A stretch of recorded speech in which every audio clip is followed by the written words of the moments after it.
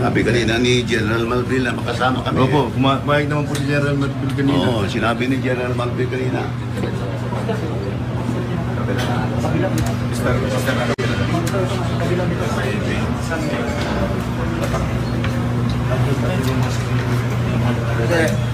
Hindi pwede pumasok.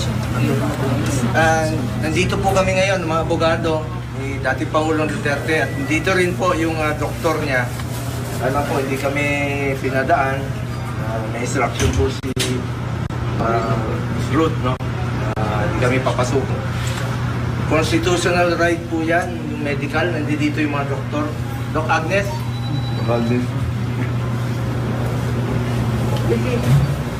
Ito yung mga doktor nila.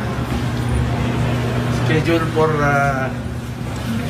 procedure po si former President Duterte. Kaya lang, ayaw kami pasukin din si abogado.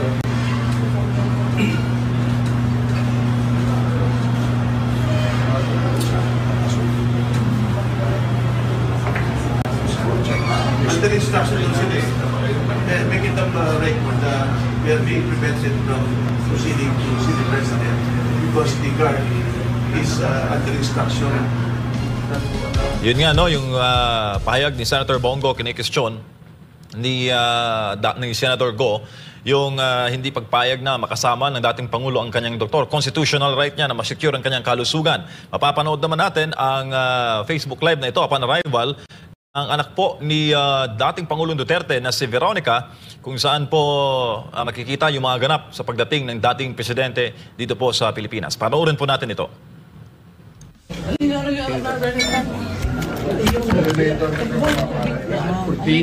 Abusado kayo na sila. Abusado kayo na sila. Dili mo hindi dapat ato agianan. Ayaw Lahi atong agianan. Wala lagi wala. Bong, just being bong.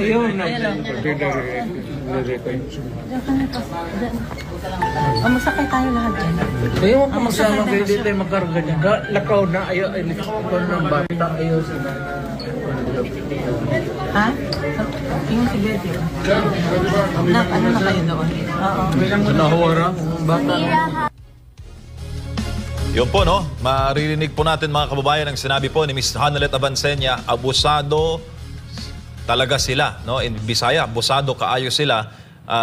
Makailang beses niyang inulit yung salitang yon, yung phrase na yon, at nabanggit pa ng misis ng dating presidente na wala silang warrant, at sinasabihan niya rin, ina-advise niya rin yung kanyang asawa na umalis niya at dalhin yung mga anak. Yun po yung Facebook Live, no? O yung live, video live ni Miss Veronica Duterte, anak po ng dating Pangulong Rodrigo Duterte, sa pagdating po nila ngayong umaga sa NAIA Terminal 3. Makikita na kasama ng dating Pangulo si former ES Mejaldea at ang kanyang mga close-in staff, no? At malaman natin ang iba pang komento ng ilan sa mga malalapit na kalyado ni Pangulong Rodrigo Duterte. Basta ang komento ng kanyang asawa kanina, si Ms. Hanelet, sabi niya, napaka-abusado ng mga otoridad. 2 beses niya itong inulit at ina-advise po ng dating presidente ang kanyang mga kamag-anak na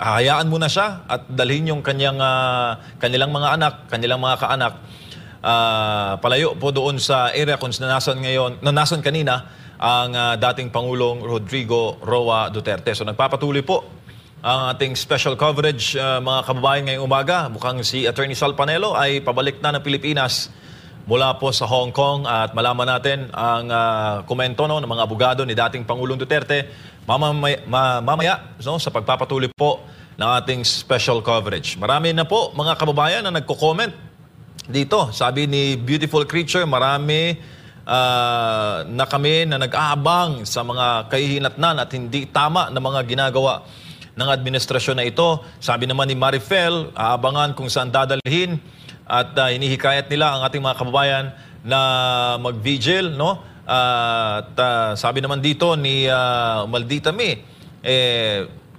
naghihimok na suportahan ang dating presidente at magpadala ng mga mensahe at mga pagdalaw daw kung nasan man ngayon ang former chief executive. Sa ating pong mga nakuha na impormasyon, wala na sa NAIA Terminal 3 ang dating Pangulo. dinala na po possible sa Campo Crame ang Malinaw. Hawak na po siya ngayon ng PNP, ng mga otoridad. Ang daing po ng kanyang mga malapit na kaalyado, lalo na si Senator Bongo, ay wala pong kasamang doktor ang dating presidente at dinadaing niya na ito'y constitutional right ng dating Pangulo, no? Na makasama yung kanyang doktor kung nasan man siya sa mga panahon ngayon. At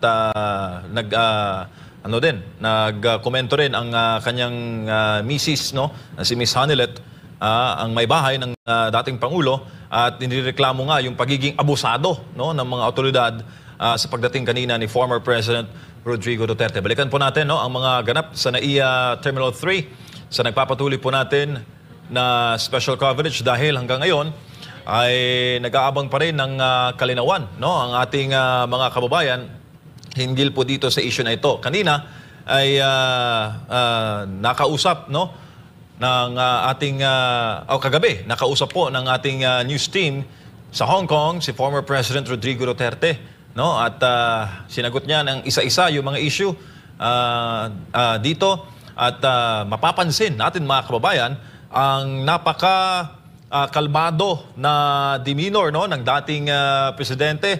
Sa kanyang pahayag, sinabi niya na gagawin niya, haharapin niya ang problema na ito ng direkta. Gagamitin niya ang kanyang kaalaman bilang abogado at sabi niya rin, hanggat nasa politika siya ay magiging constant o common target sa mga issue na ito. At sinabi niya rin, tanggap niya rin na anuman ang mga nangyayari sa kanya ngayon ay bahagi po ng kanyang buhay politika at muli niyang binigyan ng diin na ang problema na ito ay hindi niya po aatrasan at ang problema na ito ay haharapin niya bilang abogado. Natanong rin siya kung ano ang kanyang preparasyon o nakikita niya na ba ito na senaryo na mangyayari sa kanyang political career. Sinabi niya na for the longest time ay nakahanda na siya. Hindi siya nagpapanik, nananatili siyang kalmado at sa demeanor po ng dating presidente, makikita po natin na wala siyang pinagsisisihan. At sinabi niya na no apologies, no excuses and no remorse at handa siya sa magiging kahihinatnan ng kanya pong karera sa politika. Lalo pat siya ngayon ang target, no, ng mga pag-uusig.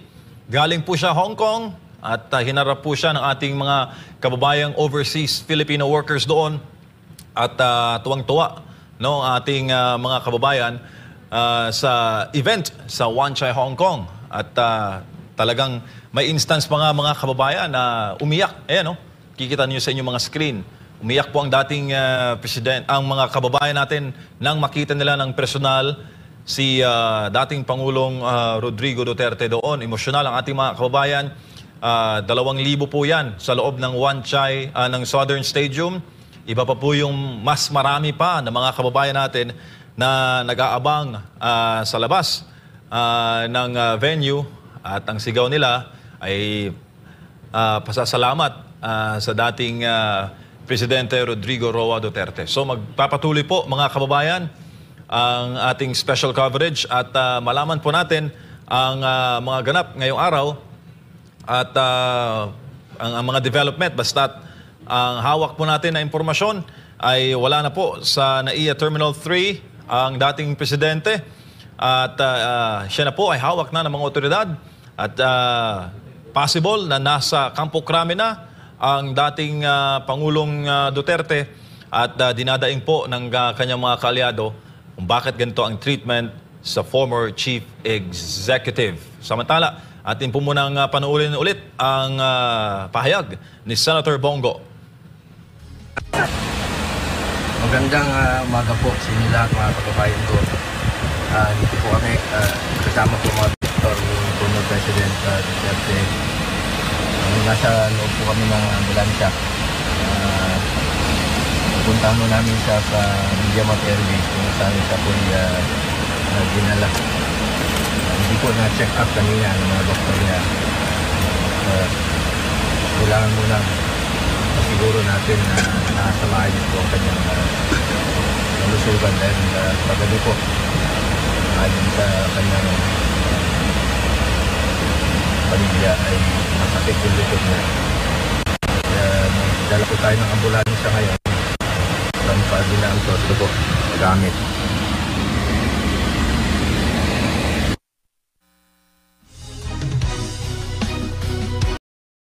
Kami ang boses ng masa, hindi natatakot. Katotohanan lang, di kami nalulunod. Walang bahid ng sismis, lahat ay totoo. Kahit sino ka pa, pag mali ka babanatan ka.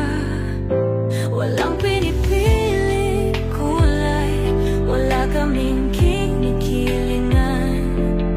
Basta para sa bayan, kami lalaban. Pagdama palakpakan, pag mali banatan, di matitinag, di matatakot. Para sa bayan, tuloy ang sigaw. Sa harap ng kamera, walang halong takot. Mga baluktot, lahat kayo'y tutumba. Ang hustisya at totoo, yun lang ang mahalaga.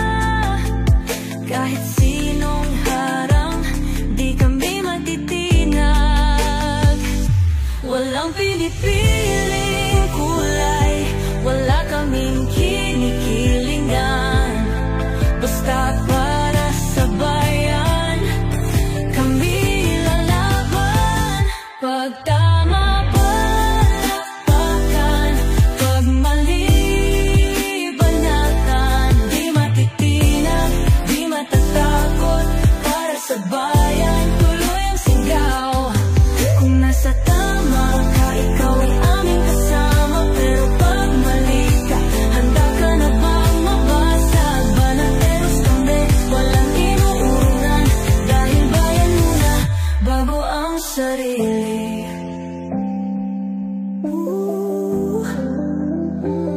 Bago ang sarili.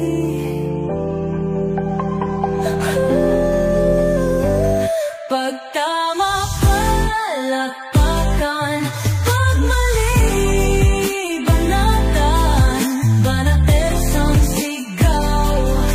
Katotohanan ang